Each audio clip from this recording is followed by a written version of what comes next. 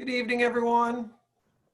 My name is Rob Kerr, and thank you for joining us for the Parent's Guide to Remote Learning webinar series sponsored by the University of Illinois Springfield Office of Continuing and Professional Education, known as CAPE.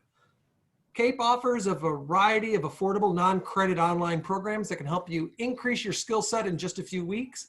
And for more information on our programs, just go to our website, which is www.uis.edu/CAPE. They put a link in the chat box.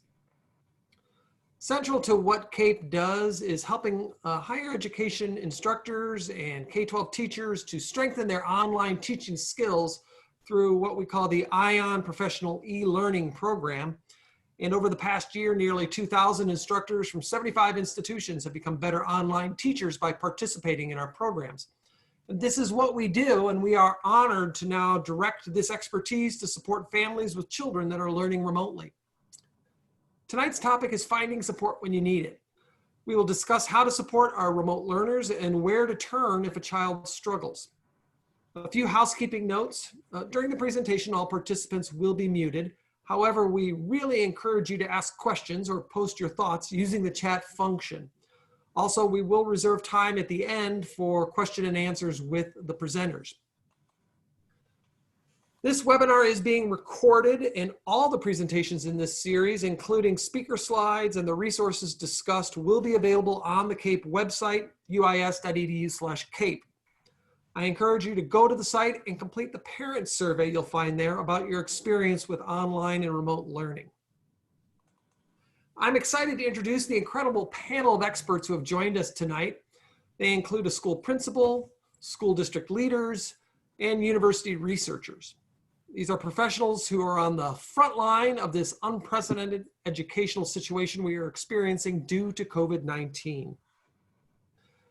Jamar Scott is the principal of Hazeldell Elementary School, a public K-5 elementary school on Springfield's southeast side. Peggy Cormany is the coordinator of family and community engagement for District 186. In that role, she facilitates the growth of partnerships between schools, families, and communities to create strong academic and social emotional support systems for all students. And currently, she is supporting the implementation of the community schools model, which invites community organizations in the schools to meet the academic and social needs of students and families. What a great presenter for tonight's topic. Excuse me. Christy Margulies is an associate professor and chair of education leadership at UIS and also serves as the president of the school board in Rochester, in the Rochester School District. Christy has 3 children, a 3rd grader, 11th grader, and a college freshman. And last but certainly not least, Mcelrath is the assistant director of the UIS Office of Information Technology Services. And in addition, she is an instructor in the UIS Teacher Education Program, Educational Leadership Program, and Management Information Systems Program. We're going to begin tonight with a panel conversation, and you are all encouraged to join in by posting questions and thoughts using the chat function. And then after that, Mcelrath will provide us with some great advice on managing our remote learning technology. Once again, remember to post your questions using the chat function throughout the presentation. We'll be watching that closely and make sure that we'll get as many of your questions as possible answered. Okay, so to begin, I would like to ask the panel kind of the big question. What are your overall concerns for students and their parents today? And Jamar, I'd like you to take the first crack at that question, given your position as a school leader, a principal at Hazeldell. What are your overall concerns for students and parents today?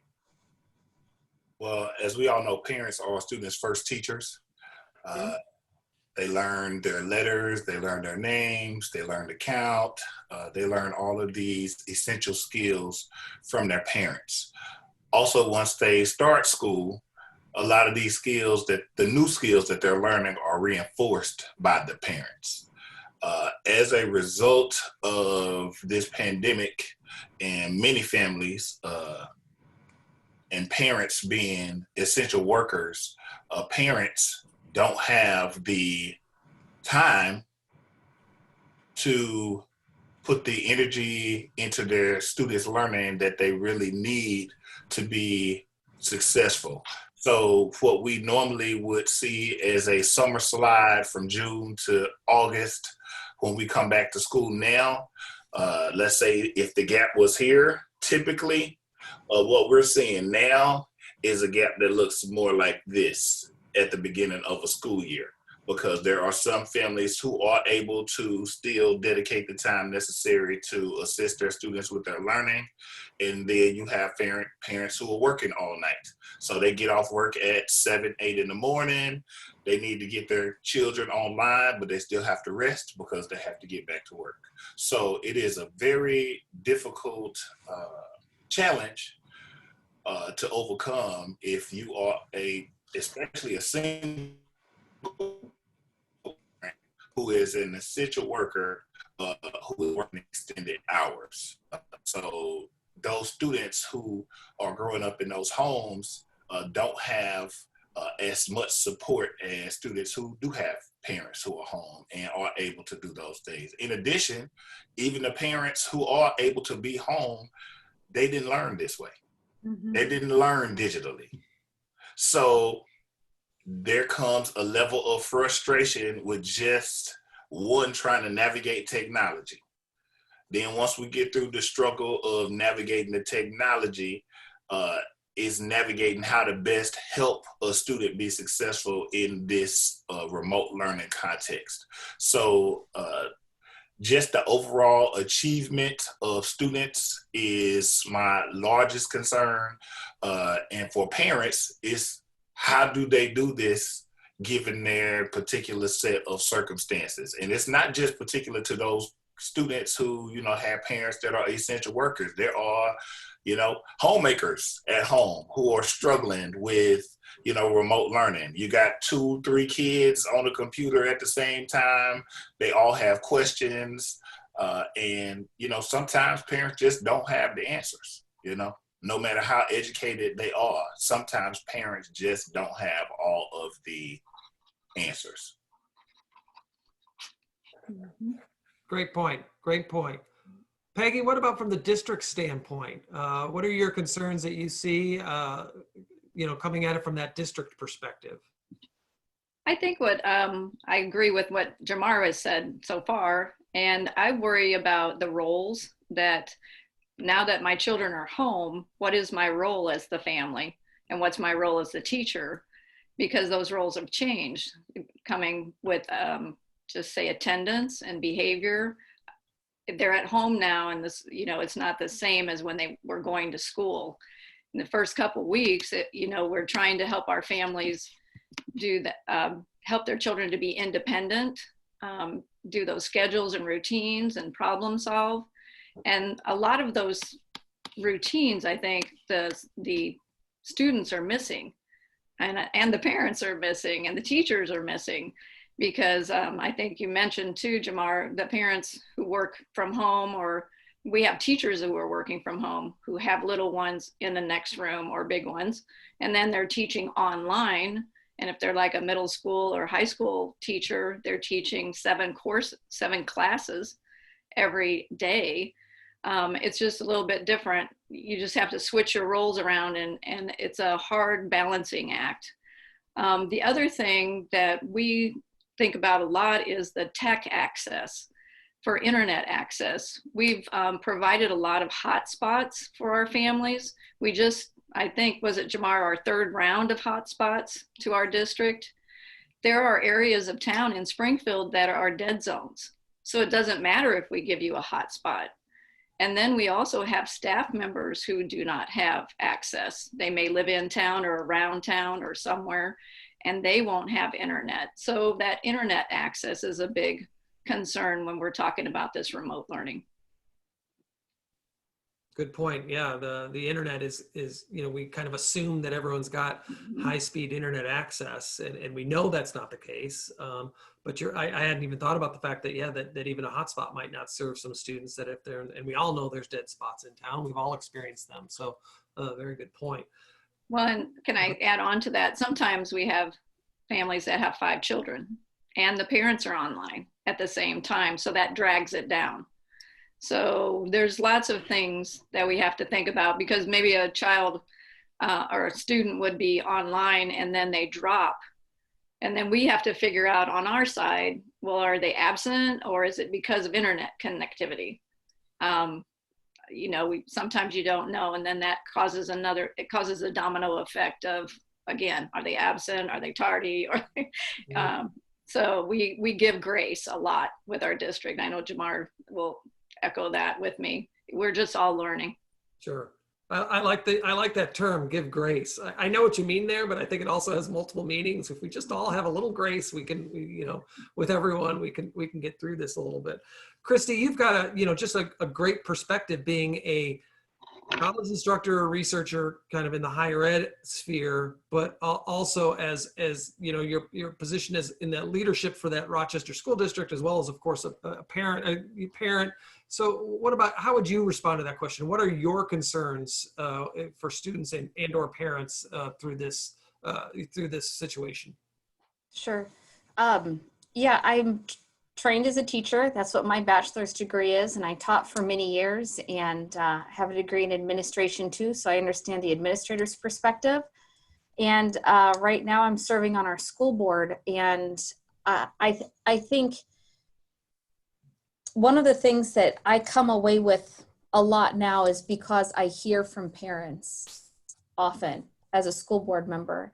I'm receiving emails and calls and people stopping me if they happen to see me out, or texts and saying, I'm struggling. This is hard. I don't know what to do next. I think if I agree completely with what Jamar said and Peggy, and then to add one more piece on it, this was the first thought that I had, so I'm glad they didn't take it yet. I think my my biggest concern right now, the moment that we're living in now, is more than the slide of learning. It's the mental health and well-being of the kids and their parents and the teachers. We are 7 months into this and the stress is so high. And I hear from parents who are worried about their child's mental health. They're starting to tell me more about kids who aren't getting out of bed in the morning, who are refusing to participate anymore, who are acting depressed or are changing their behaviors and their habits. They're not the same kind of kid that they were last spring. And it's scaring parents. And so really, that's where my biggest fear and concern is right now for our kids. I want them to keep learning. And that's important, that our parents and our teachers are partners and advocate to each other about those kids when they notice changes or when they see things. But I think one of my biggest concerns right now is social, emotional, mental well-being of the kids who are living through this. They are incredibly resilient. We've always said that about kids, and there's a lot of science and research that backs that up. They are resilient human beings, but they have endured so many changes over these last 7 months and just so many new sets of rules to live by. So how can we as adults ease that strain for them and let them know that they're not alone, that adults are feeling sad about things, are missing things, are feeling angry sometimes about things, but what can we do? What do parents need as a resource to identify and help their child if that's what their gut feeling is telling them? So what are some resources that we found that are working? What can we share with the participants today?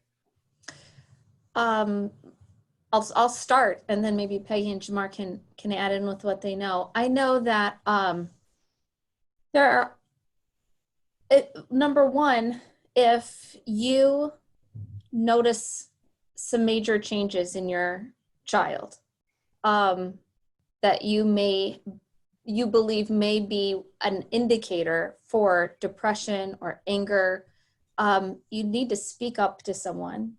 You can always tell the teacher, who will hopefully help or pass along resources at the school the school psychologist at your school or school counselor should be able to help as well. So let your teacher know so that there is an immediate partnership there between you and the child's teacher.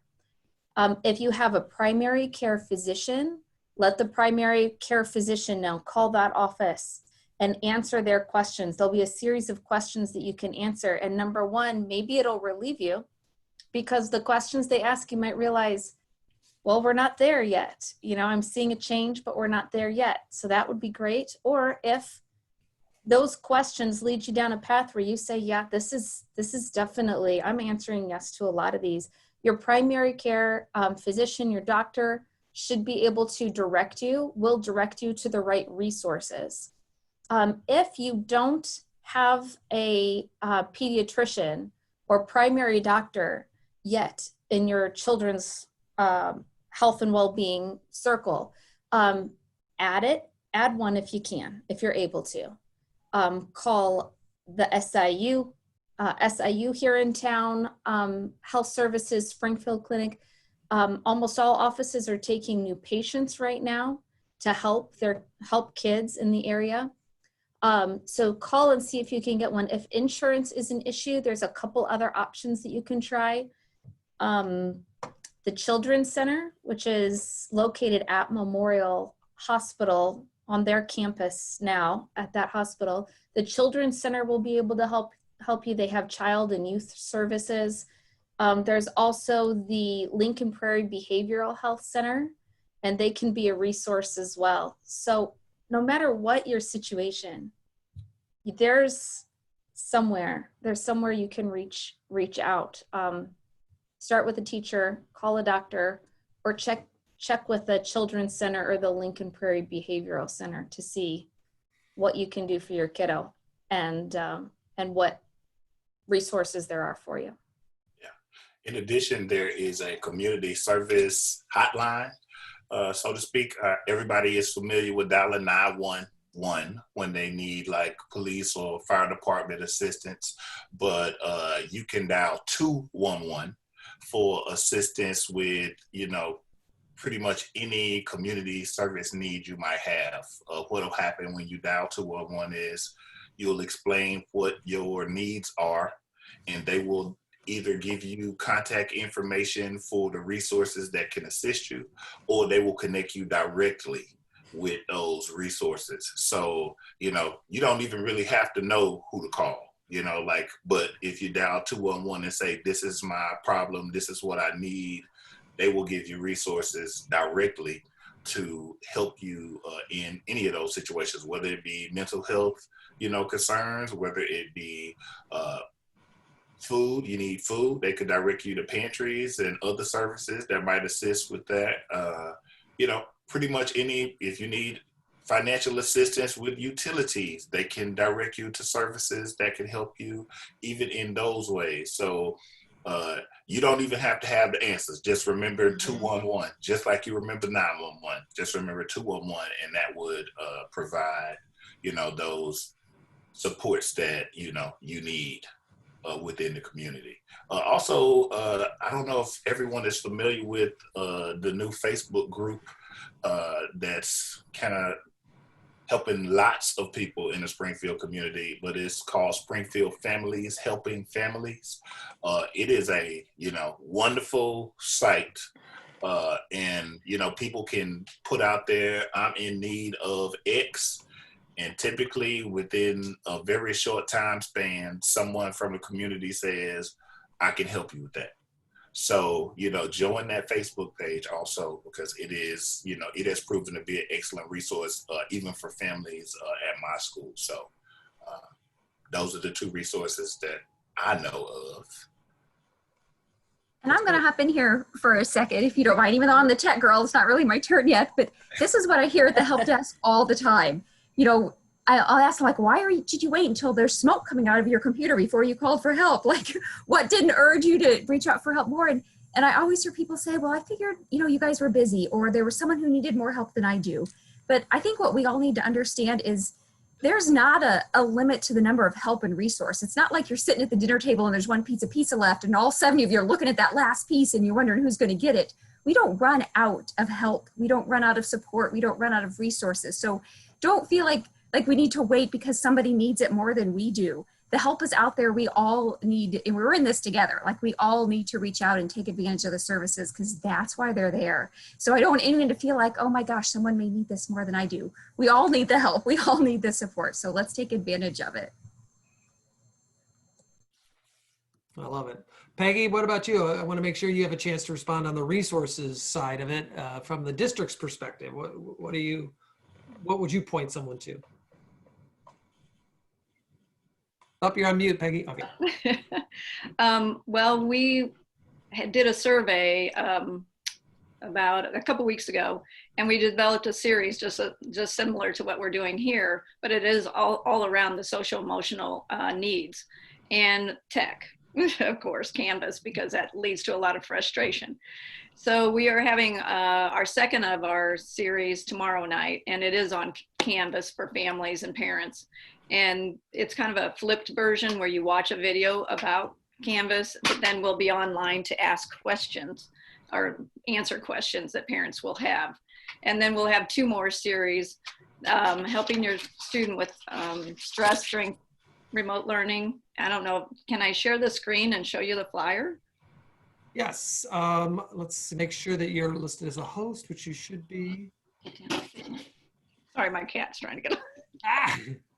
Melissa, can you do that? I can't do that. Yeah, she's a co-host now. Got it. Got it? Yeah, so you should be able to share your screen. Wonderful. All right. So, oh. What I don't know happened? about that. You're up. Yeah. You tech Where's it at? support. Here it is. Oh, I have to find it. Okay. So There. this is the series. So it's remote learning for family support series. And we had one on managing your frustration and stress during remote learning. And we have a video for that. And I can put the link in the chat in a minute. But tomorrow is Canvas for families and parents. And so you watch this video and ask any questions, but you can come online and we'll have 30 minutes of answering those questions.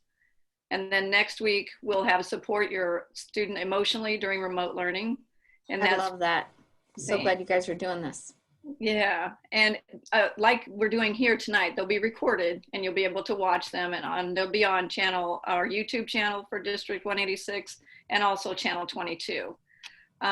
This one supporting the Canvas is supported by our tech people in District 186, our tech teaching instructional leaders. The supporting student emotionally is going to be by a psychologist and our head social worker. And then the last one is sort of what we're talking about tonight, the balancing work, remote learning, rest and play. We talked about that as like one of my colleagues called it day blur. It's like you don't really have a weekend anymore. Yeah. Because you're always online, always working at home.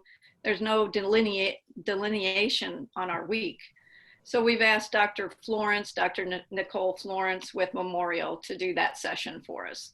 And that'll be on the 29th. And those sessions last between 45 minutes to an hour, depending on the conversation.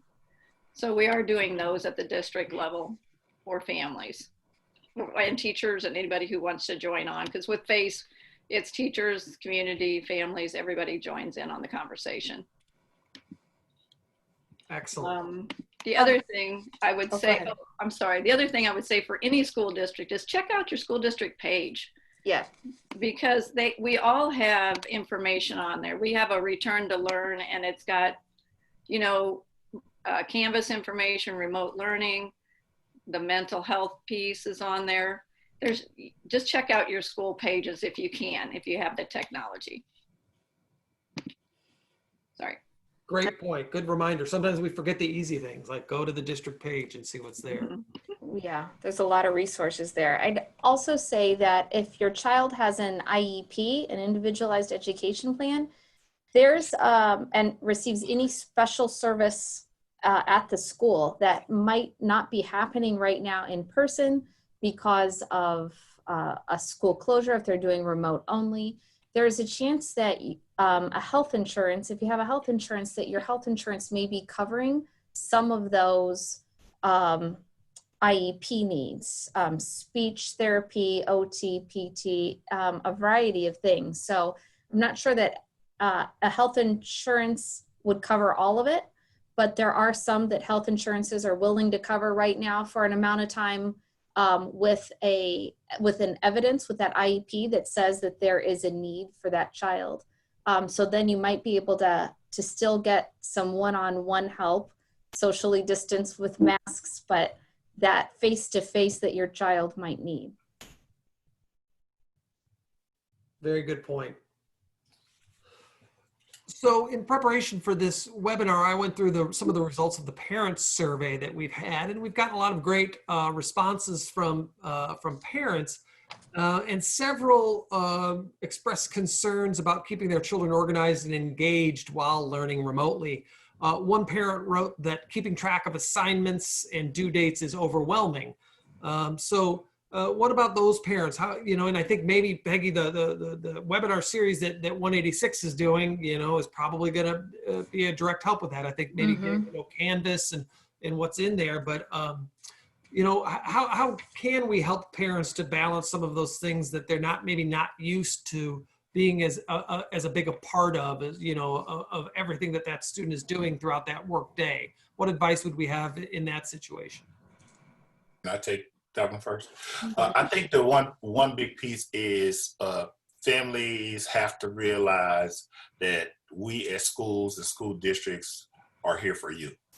I think sometimes there is a gap in communication, and there's a gap in relationships. So parents feel like they are on an island alone, and they don't really have the ability to reach out to staff, to talk to us about, like what their challenges are. And in most instances, any administrators that I know, the teachers that I know, they will go out of their way to try to make this as simple and easy as possible.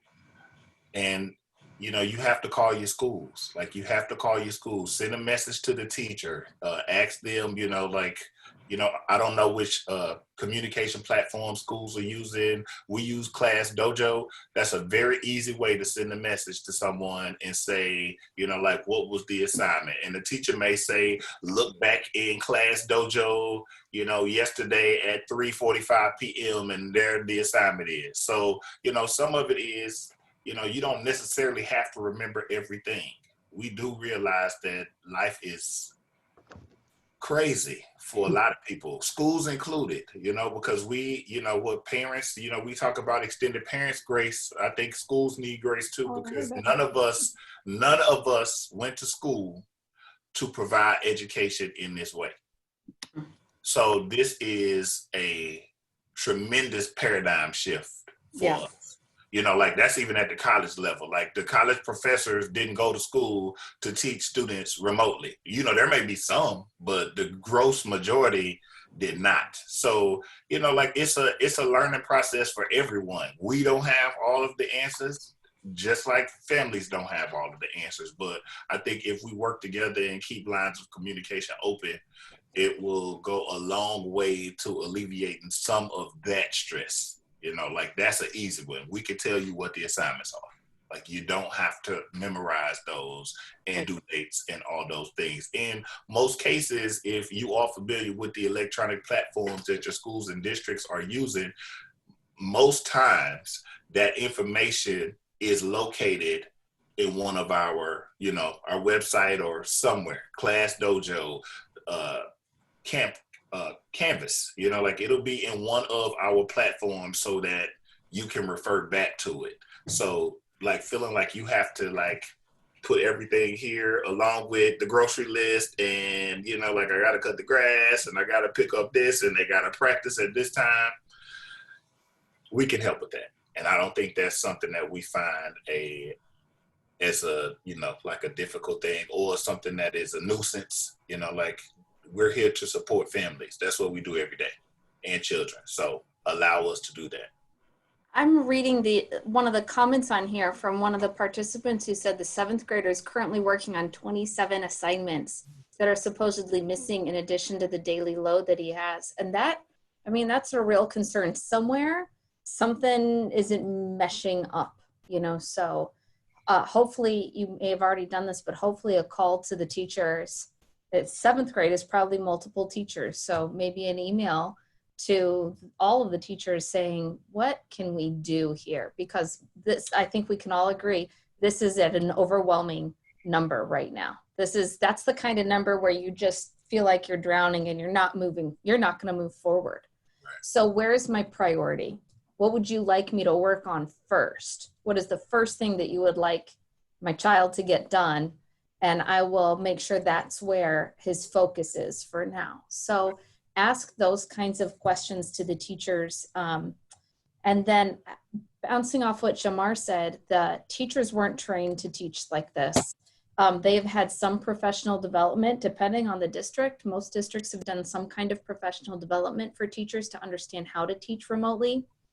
But keep in mind what they're capable of too. This is all new for them. They have their own families at home in the evenings.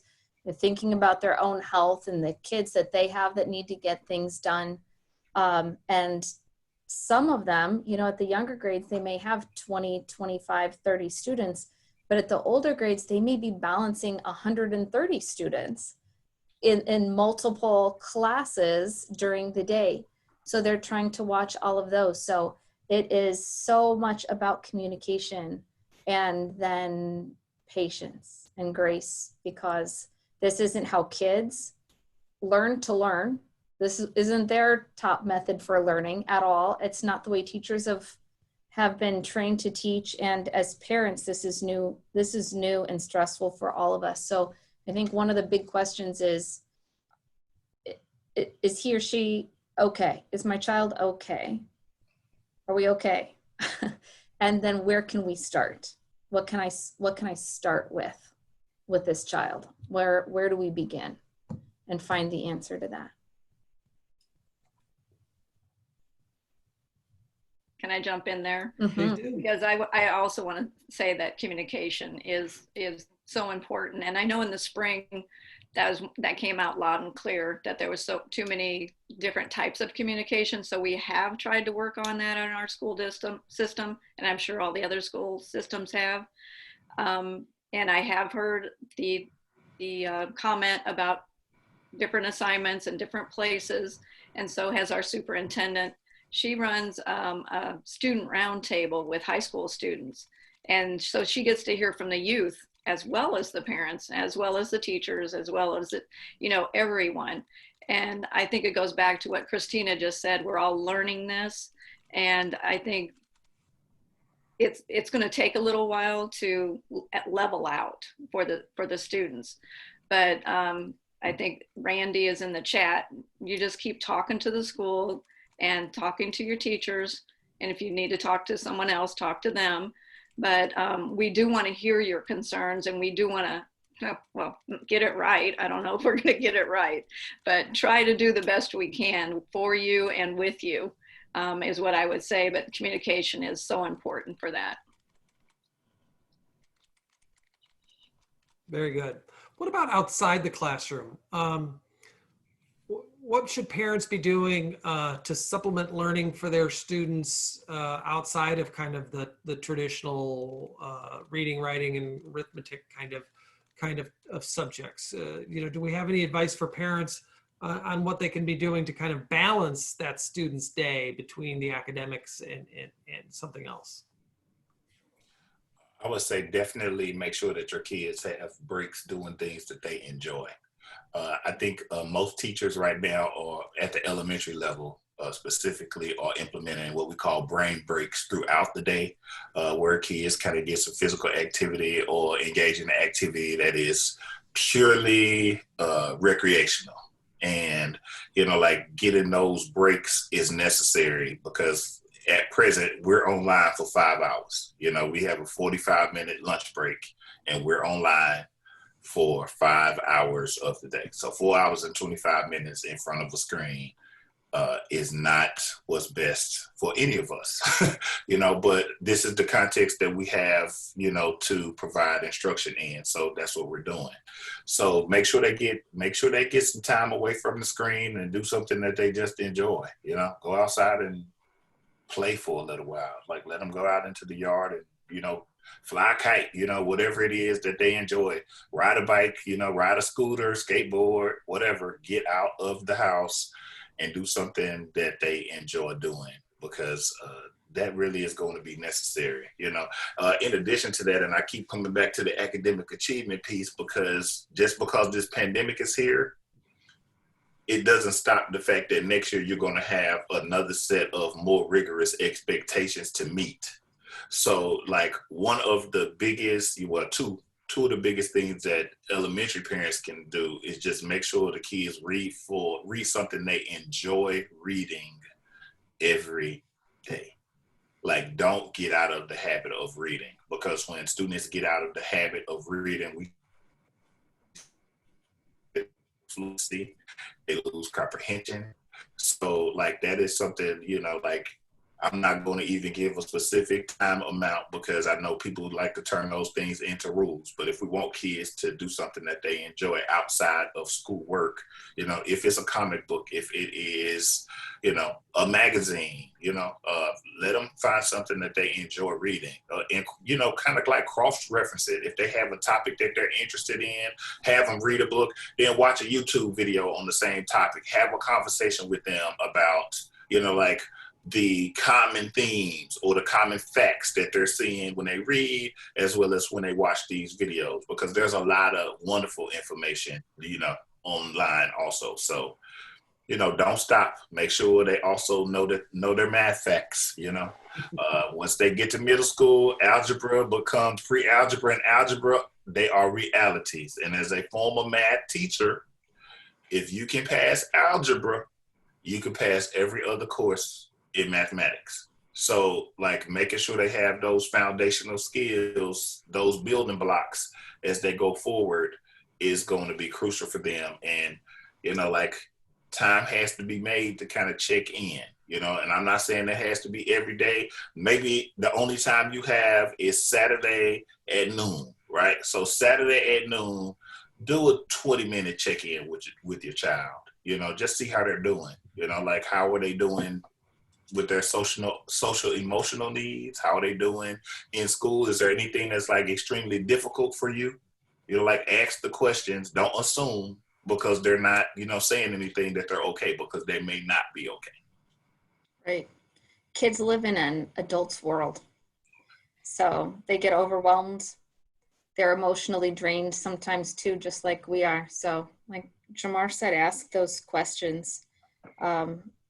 Find out what they may need, and just being there to listen to them and empathize with them and remind them that everybody's living a different life than they had planned to right now, you know, will be helpful. And I agree. 5 minutes, 2 minutes, 10 minutes, however much reading you can get in, whatever it might be, a milk carton, the back of a cereal box, you know, a flyer, anything at all that they can read will be helpful for them. Then practicing those math facts, addition or subtraction or multiplication, wherever they are. I think those are the two things that I keep telling my kids. At least do these two things to stay on your toes, to just keep your brain thinking about numbers and thinking about letters. I love it. I guess I would add one other thing, is just form some kind of routine outside of school time, outside of work time, time for play, time for rest. Because school is so routine, you know, we're so used to being in a routine. We get up, we eat breakfast, we go to school, we come home, we sit down and do our homework or whatever. It's so thrown off now. It's, I think, just creating a routine, and maybe it's a new routine. I started this year trying to think of things for breakfast, and so Wednesdays are waffle Wednesday. At least I know on Wednesday I have a waffle. I don't know, but it's just, it makes it a little more fun, and makes me want to get up on a Wednesday. So make little things like that for your kids too, and I had a thing, maybe be a little more patient with your kids. I just got a text from a parent. Try to ask the kids what I can do and just listen to them without saying too much, you know, and just listen more to your kids. And I think Christina and Jamar both said that. So outside of school, and like I said, try and make it like school's done here and we can relax now. Just give them those lines of when we're doing school and when we're not doing school, or when mom's working or when grandma's working and when they're not. Just try to help create some boundaries and routine. What great simple advice. I love that. Routine is so important to all of us, and it's been destroyed through this whole pandemic. I think that's probably one of the big casualties is, you know, all of our days are just seems to be, you know, rolls. We talked about that when we opened, everything rolls into the next, but just the simple advice of listening to your student, you know, ask questions and see how they're doing. I think that's incredibly important. I'm gonna move over to Kara now, but before I do, I wanted to make sure that none of you all had any other thoughts that you wanted to add to this, but I do want to make sure we have time to talk to Kara about the tech side piece. We want to add in Springfield, though, that there are breakfasts, like most of the cafeterias, most of the schools provide lunch and breakfast for any child up to age 18. That's right. Child. No, you don't need to fill out any forms. You don't need to tell your name. Just pull up to the school and get breakfast for the children in your life. Yes. So yes. Just wanted to make sure that we noted that, because that's not something that we shared prior to now. And that should continue through the end of this calendar year, at least. Yeah. Through December, that'll continue. So find your way. If you have any food insecurities, are missing milk and lunches or dinners, schools are giving away seven days a week of food. You just find your way to a school and let them know how many children you have that you're caring for. So is that done as a carry out, or how are the students coming in and eating in the cafeteria? You drive up, you tell them how many students, and they give you bags. One bag for breakfast, one bag for lunch for each child each day. For each day, yeah. Drinks and everything included. Our district is doing couple hot meals too. Mm-hmm. So some hot meals, cold meals. Wow. Yes. Wow. I was going to echo all that too, because I was going to say that food insecurity is a big, again, there's a lot of families that depend on those meals every day. So, and also the Boys and Girls Club is giving out food, I think Monday, Wednesday, and Friday still at noon, 11 to 1 or something like that. So check that out. And there's a lot of food pantries. But again, go to your websites, your school websites, and see, we usually try to post those somewhere. And you can do the search button on your website and look for like food, and it should come up, I hope. Mm-hmm. Excellent. And we're going to have all of the links that everyone has talked about, and of course to 186, we're going to have on the parents resource page. So if there was something in the chat that you didn't get, don't worry, we've captured it all, and we'll make sure to share all of those links. So so we invited Kara to join us today because she's kind of the UIS IT guru, but she's also a faculty member in education, and she's a teacher herself. She's a parent. So she's been with us on several of these seminars, these webinars on this series, and has always provided such great usable information for parents.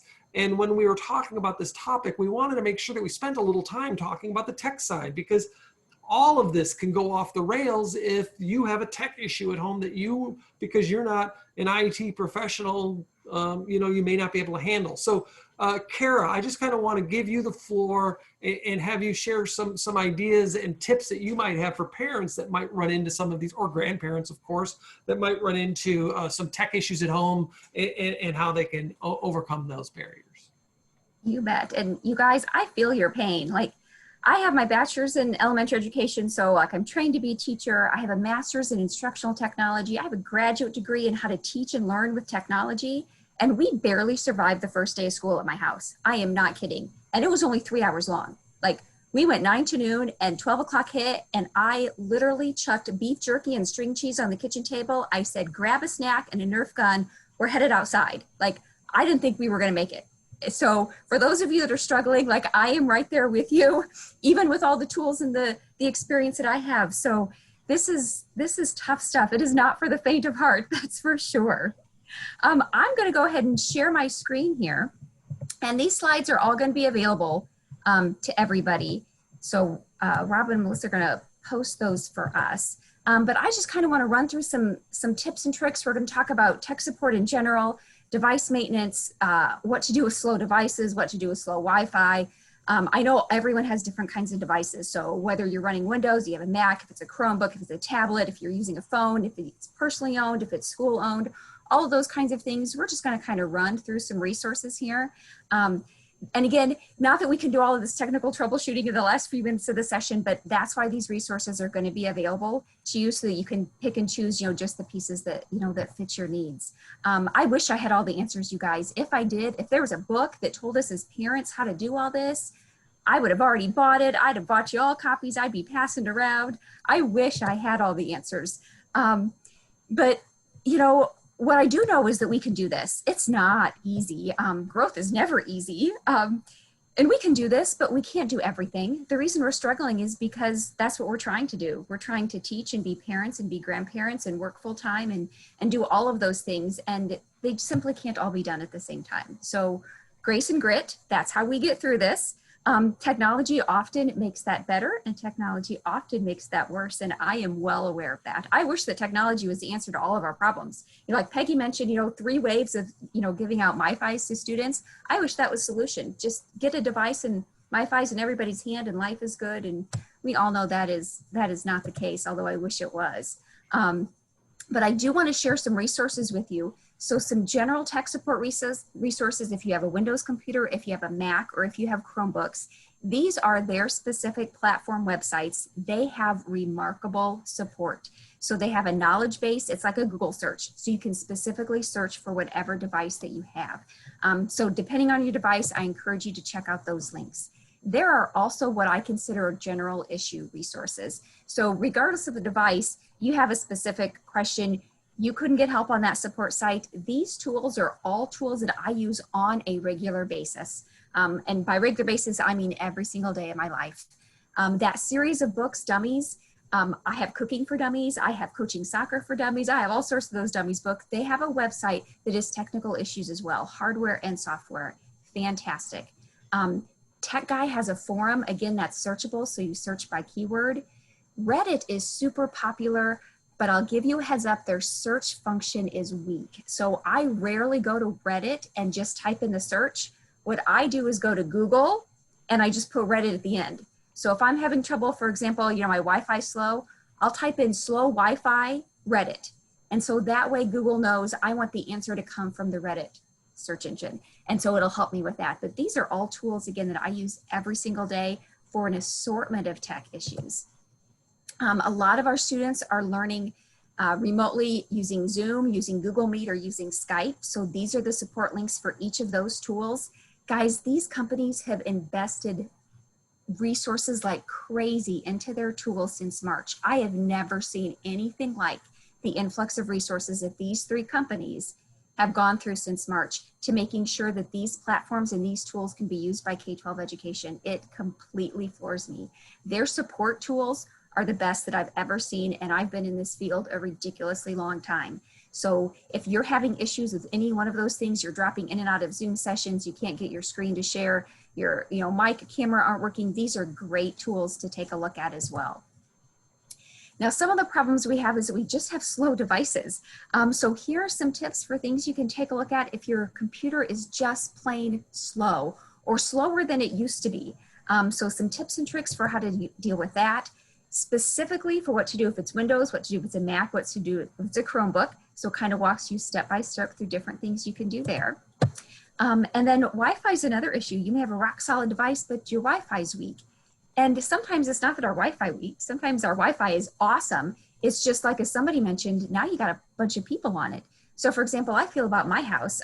My husband and I both work remotely. We have 2 kids doing school remotely. We have other kids that are coming over to our house because their parents are essential workers and have to go to work, and their kids aren't comfortable or aren't old enough to do school by themselves, so they're coming to our house. So we've got, on any given morning, we have 10 to 15 devices all online at the same time that have to be. So that's not streaming Netflix or playing Fortnite, that's school and work. And even with our Wi-Fi, it can get slow and troublesome. So here's some tips for what to do about that Wi-Fi. Again, specifically for Windows, specifically for Mac, specifically for Chromebooks. So all of those kinds of things available here. Now, as far as how to take care of your device, I put some general tips here if it's a school-owned device, and some of us are kind of doing a mix and match. Most schools are providing devices, which kids are using at school, but sometimes they're using their own devices for homework or for study, those kinds of things. So I want to include some information in general about a school-owned device.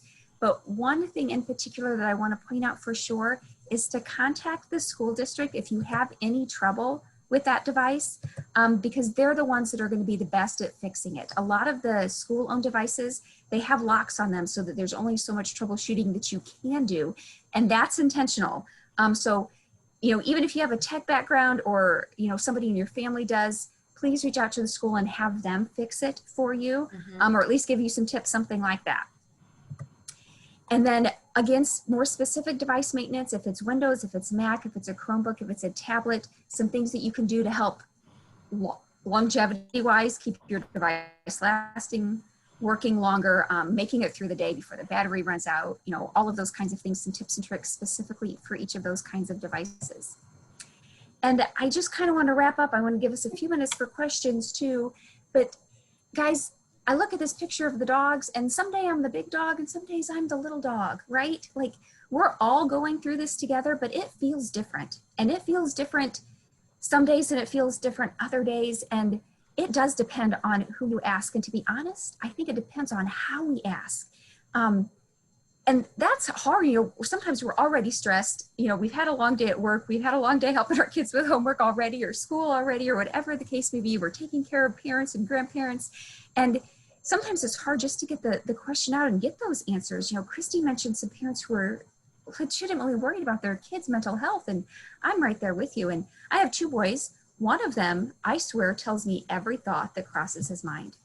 Every single thought that crosses his mind. I love that. I appreciate it.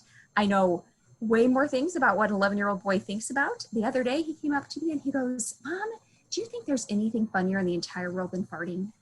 And I was like, oh my gosh, yes. I'm 45 years old. Thank God there are way more important things in life and more fun things in life than that. On the other hand, I have a 16-year-old. He could walk through the front door missing a limb. Okay, he is short a limb, bleeding from his head, and he would tell me his day was fine and that nothing happened that he needed to share with me. Okay, same household, same parents, 2 totally different kids. It matters how you ask. So I always like to share this picture that you see on the right-hand side about different ways we can ask and say things to try and get the information that we need from our kids to know how they're feeling, how our spouses, our partners, our family members, all of those kinds of things, because sometimes the mud gets really, really deep. I don't know if you guys know about boiling frogs, but I got to share this with you too, because we can't be the frog. If we remember nothing else from tonight, we can't be a frog. We can't let our kids be the frog. Let's talk for a moment about how these frogs work. If you put a frog in a bucket of boiling water, it will hop out. Now, this is not surprising, right? Boiling water's hot, it's not comfortable for a frog. Frogs are good jumpers, they're smart, they're gonna hop right out. If you put a frog in a bucket of room temperature water and just slowly increase the temperature of the water, the frog won't jump out. It won't notice that it's too hot until it's too late. And that's what worries him about us, about our parents, about our teachers, about our kids, about our families, that we've been doing this for 7 months and we may not notice when the water gets too hot. So don't be the frog. Don't let your kids be the frog. We need to reach out for help. There are so many resources, whether it's technology or social or emotional or mental or whatever it is. We need to be advocates for our kids and we need to be advocates for us. And with that, I'm going to turn it back over to Rob so we can open up the floor if there's any time for questions. Wonderful. Great help, Kara. You know, as always, you provide a great perspective on learning and the process and making the technology kind of relatable for everybody. So thank you so much. We do have time. If participants would like to post a question in the chat, we can certainly use this. We've got a couple seconds here before we're pushing right up against the 1 hour. But I think, I know that Christy was able to respond to some, kind of a comment that was made. So I hope that we've been able to keep up with the comments that have been coming through. And I think we've been able to do that. Are there any other questions that folks would like to pose to the experts while we have them here? I know it's late, it's 7 o'clock, it's a Monday, it's a tough time. We will be posting all of this video along with every link that was put in the chat and all of the slides and all of the resources that were discussed on the CAPE page, uis.edu/CAPE, as well as obviously the video of this event and all the videos in this parent support series. So we encourage you to go to the website and check it out and share it as much as possible. So we are up at the 7 o'clock hour, so we are going to bring this informative conversation to a close. And I would, of course, like to sincerely thank our presenters, Jamar Scott, Peggy Cormie, Christy Magulius, and Kara Mcelrath. Thank you so much. Appreciate your expertise in sharing it in such a critical time. And that's it for this webinar, and I hope everyone has a great evening. Good night. Thank you. Good night. Night. Bye, Tanika.